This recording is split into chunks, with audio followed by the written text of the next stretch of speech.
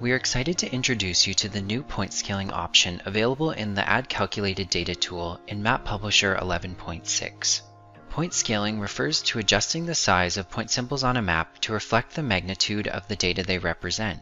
For example, someone mapping earthquake locations could proportionally scale their points based on the magnitudes of each earthquake.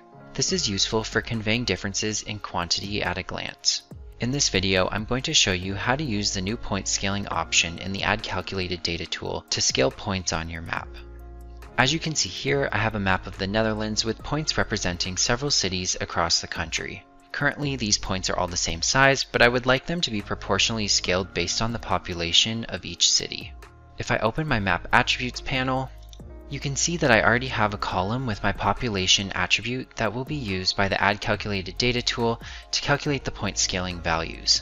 The first thing I want to do is open the Add Calculated Data tool from the Data Creation section of the Map toolbar. In this window, you want to make sure that the point layer you wish to scale is the one selected from the drop-down menu.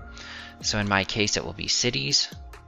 And now I want to select the point scaling option from the Calculation drop-down menu. And the settings for this will appear in the window. There are 4 scale methods to choose from: area, exponential, Flannery, and radius. Each method calculates the scale differently depending on which factors are important to you. I recommend checking out our support documentation for the Add Calculated Data tool to learn more about how each scale method works. For the purposes of this video, I am going to use the Flannery method. I want to make sure that the correct source variable is selected, which for me will be the population attribute, which I already can see is what I have selected.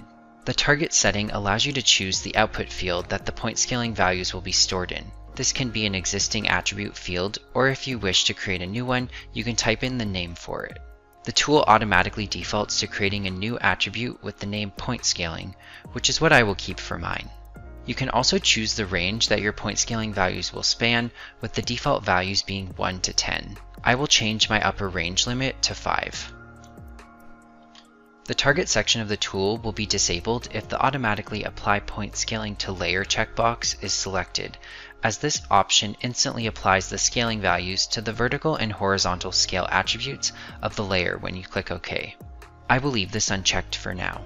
Once you're OK with your settings, you can click OK to run the calculation. So now I can go to my attribute table, and you can see that the point scaling field was created. The city with the smallest population was given a point scaling value of 1, and the largest was given 5, with the rest of the cities falling somewhere in between. I can use these values to scale my points by opening the Scale and Rotate by Attribute tool.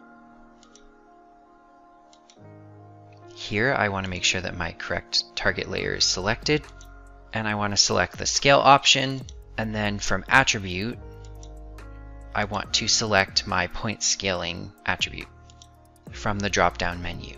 I also want to make sure that the Normalize checkbox is selected to ensure that the smallest symbol at 1.00 retains the 100% scaling value of the original symbol, and the rest of my symbols are scaled accordingly. Can click OK. And there we go. My symbols are scaled according to the point scaling attribute I created with the Add Calculated Data tool. So I'm just going to undo this, and I want to reopen the Add Calculated Data tool again. And once I get to the portion where I select my scale method again, this time I'm going to instead select the automatically apply point scaling to layer checkbox. Change my range again, and then click OK. And there we go. You can see how this offers a quick and easy way to scale points. I hope this video was helpful, and I'll see you in the next one. Thanks.